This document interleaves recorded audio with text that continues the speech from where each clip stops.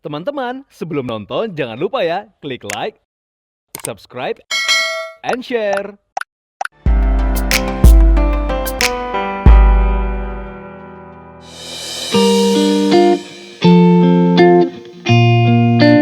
Viewers, di awal pernikahan setiap pasangan suami istri biasanya akan mengalami masa-masa adaptasi dan penyesuaian dalam rumah tangga yang baru dibinanya. Lantas bagaimana nih Ning Ella dan Gus Fajri menjalani masa-masa tersebut di awal pernikahan mereka? Karena saya berasal dari Jawa Timur, orang Jawa, dan AA Sunda, mungkin lebih kepada intonasi suara. Kalau dulu saya tidak selembut ini. Kalau orang Jawa Timur suka teriak-teriak kayak orang Medan. Sedangkan AA, kalau saya sudah agak intonasi tinggi, padahal itu sudah hal-hal yang normal ya ketika bicara. Itu AA, kok kamu tinggi banget, kamu marah? Enggak, ya, seperti itu. Kalau AA apa yang untuk jalan sih sama Ning Ella kan berdua gitu kan. Kita nonton sampai larut malam tuh sekitar sampai jam 12. Sampai akhirnya saya antar. Kita sampai di rumah kita seperti itu. Saya bilang nggak sengaja, kamu nggak apa-apa ini pulang malam-malam, saya bilang seperti itu.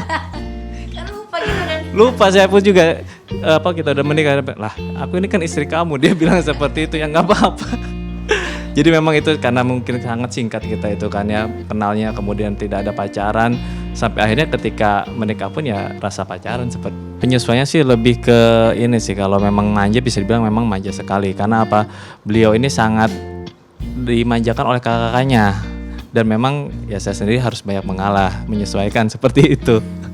Karena kan selain anak kesayangan kemudian memang istilahnya itu apa kata kakak kamu tuh? Bungsu yang nggak jadi sebetulnya gitu kan, pengais bungsu gitu kan, sampai akhirnya ya bisa menikah akhirnya harus dituntut sebagai seorang istri, seorang ibu seperti itu kan. Selain adaptasi karakter dan tingkah laku, pasangan muda umumnya memulai segala sesuatunya dari nol. Lantas, pernahkah keduanya mengalami kesulitan secara finansial? Jadi memang pada saat kita menikah itu didikan orang tua kami itu selalu keras ya kepada anak-anaknya tuh bahwa tidak boleh sama sekali bergantung kepada orang tua. Apalagi ketika udah menikah memang sudah betul-betul dilepas, kamu harus bisa struggle, survive sendiri seperti itu. Dan saya yakin sih namanya rezeki pernikahan ya, namanya Allah Subhanahu wa taala, Tuhan Yang Maha Esa itu ketika saya sendiri itu memang diberikan rezeki hanya untuk sendiri seperti itu. Tapi ketika berdua alhamdulillah itu luar biasa sih kami. Mungkin ketika di awal hanya sekitar 5 bulan kita merintis, kemudian usaha bareng sampai akhirnya bisa melejit hanya cukup 5 bulan. Kemudian lahirlah putri pertama kami, itu lebih luar biasa lagi. Makanya bagi kami itu pernikahan muda itu tidak bisa dinilai dari segi cukup finansial nama pernikahan itu. Karena rezeki itu akan mengikuti insya Allah. Yang penting kita mau berusaha, ikhtiar, dan berkah sebetulnya, berkah orang tua kami juga dan doa-doa semuanya.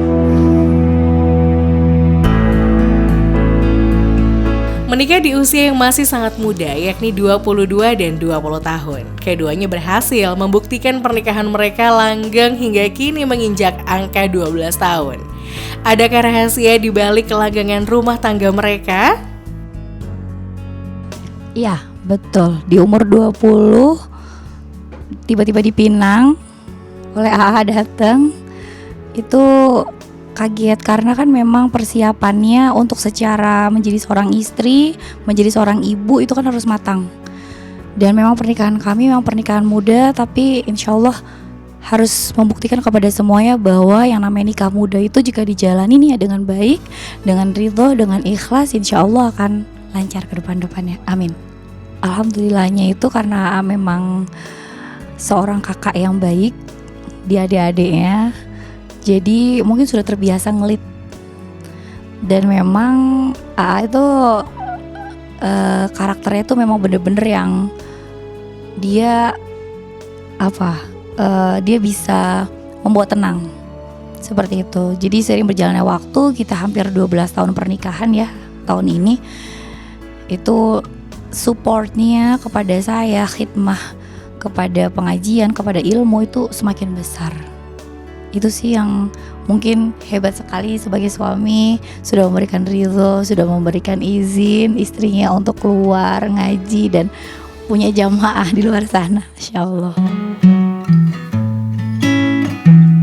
Berkecimpung di dunia yang berbeda, pernahkah keduanya merasakan cemburu akan satu sama lain? Karena itu Leo ya, buat teman-teman berzodiak Leo pasti tahu Leo tuh seperti apa. Jadi itu benar-benar yang sangat protektif sekali kepada saya.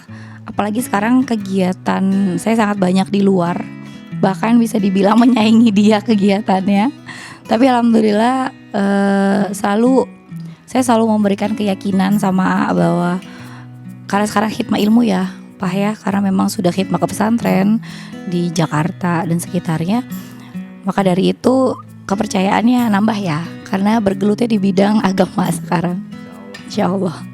Kalau cemburu pasti ya, namanya kita pasangan gitu kan. Cuman ya ketika udah cukup 12 tahun ini pengenalan, adaptasi, ibaratnya udah storming semua rumah tangga itu udah kita alami lah seperti itu. Ya alhamdulillah kita bisa saling percaya, kemudian support satu sama lain sih yang terpenting itu.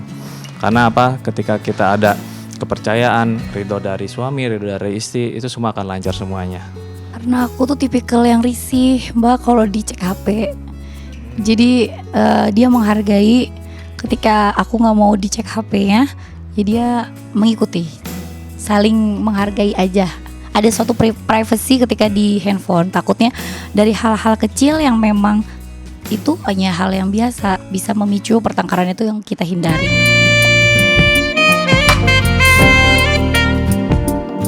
Setiap pernikahan tentu akan merasakan ombak kecil maupun besar saat mengarunginya. Tidak terkecuali dengan pasangan ini, keduanya pun juga kerap mengalami pertengkaran yang mewarnai perjalanan rumah tangganya. Lantas siapakah yang paling sering mengalah di antara keduanya? Karena kalau sekarang tuh kita tahu yang namanya psikologi ya. Kita belajar namanya psikologi.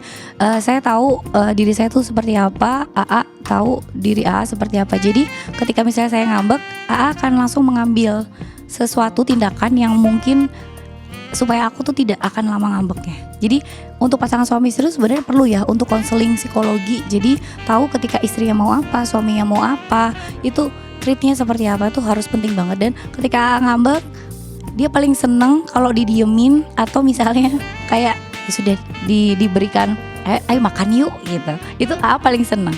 Kalau dulu mungkin 5 tahun pertama kita belum belajar psikologi, kita belum konseling, pasti cekcok sering karena masih pasangan muda. Tapi semakin kesininya akhirnya kita tahu bahwa yang namanya memahami satu sama lain, karakter satu sama lain itu sangat penting. Itu yang menghindari kita untuk konflik sih. Akhirnya hampir sekitar 2 tahun ini kita gak pernah berantem ya, insya Allah. Jangan sampai jangan.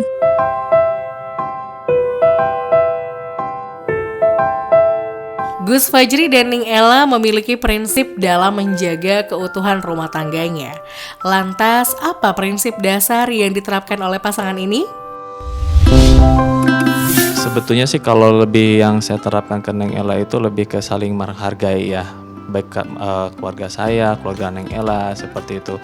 Kalau namanya istilahnya maaf kalau selingkuh itu kan itu udah dimanapun kayak nggak ada yang toleransi seperti itu kan. Cuman ketika kita udah saling menghargai, insya Allah itu semua akan mengikuti gitu. Karena kan yang terutama itu yang paling penting itu adalah membuat nyaman seperti itu satu sama lain. Kalau dia sendiri selalu menerapkan yang namanya sakinah, mawaddah, warohmah. Selalu meminta saya untuk memberikan ketenangan di dalam rumah ketika pulang kerja. Harus seenggaknya saya senyum, meringankan beban dia. Kemudian ada mawaddah, ada rasa kasih sayang dalam rumah tangga. Dan juga warohmah, yaitu rumah tangga yang penuh dengan keberkahan. Prinsip yang paling penting yang selalu jalani, beritahu, dan juga yang sedang saya lakukan sampai saat ini itu. Meski beda profesi, Ning Ella yang aktif di dunia pendidikan, influencer, dan juga bisnis, sementara Gus Fajri berprofesi sebagai pengacara sekaligus pebisnis di bidang properti, sama-sama terus berusaha menyeimbangkan perbedaan tersebut. Karena memang ini sebenarnya seperti yin and yang ya Mbak ya, kalau misalnya bisa dibilang aku dan suami itu benar-benar yin and yang. Tapi sebenarnya tidak apa-apa, karena yang namanya kehidupan itu memang kan butuh sisi kanan dan sisi kiri. AA bekerja sebagai seorang pengacara, legal, lawyer. Sedangkan saya berada dengan umat di pesantren, khidmat ilmu, dengan setiap waktu tuh selalu belajar. Dan juga saya ngasuh anak-anak, sama kita punya bisnis sendiri. Sebetulnya di awal-awal itu kita itu lebih saling melengkapi ya. Karena ketika dia bermain kan dia kan aktif sekali ya di media sosial gitu kan ya. Ya yang lebih saya kasih tahu tuh cerewet itu ya tata cara bermedsos, seperti itu, bahasa, penggunaan kata-kata seperti itu. Karena mau bagaimanapun ya kita jangan sampai bisa menimbulkan masalah hukum lah. Saya sampaikan seperti itu. 12 tahun sudah usia pernikahan Ning Ella bersama suami tercinta Gus Fajri. Keduanya memiliki harapan besar untuk rumah tangga mereka, yang disampaikannya di penghujung perbincangan dengan tim Love Story. Dan berikut penuturannya. Tentunya kalau kita itu harapannya itu dalam berumah tangga itu bisa sama-sama sampai tua, mungkin ketemu nanti di yaumil akhir nanti ya sayang ya, bersama berkumpul dengan kamu, anak-anak semuanya. Dan makasih banyak udah menemani perjalanan hidup aku dari umur 22 sampai saat ini. 12 tahun ini sangat luar biasa menjaga aku, mengurus anak-anak, Masya Allah. Harapannya itu adalah rumah tangga kita agar selalu sakinah, mawaddah, warohmah, dan selalu diberikan kemudahan oleh Allah Subhanahu wa Ta'ala, diberikan perlindungan oleh Allah Subhanahu wa Ta'ala, dan kami memiliki anak turun cucu yang soleh-solehah. Ucapan terima kasih aku secara pribadi untuk AA. Terima kasih sudah selalu menemani aku.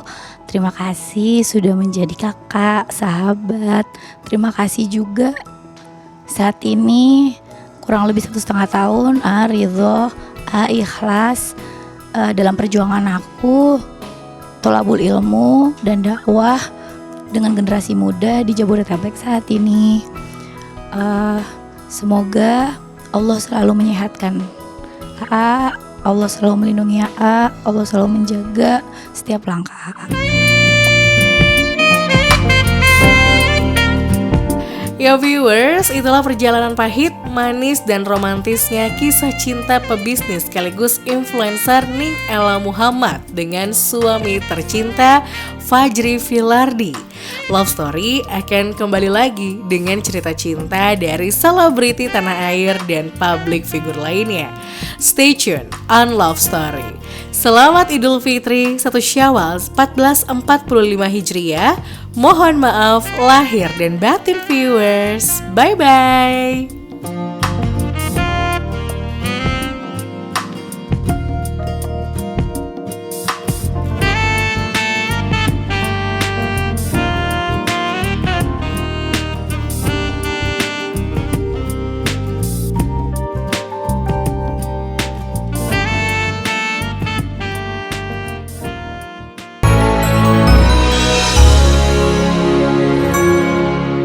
Jangan lupa ya, klik like, subscribe, and share.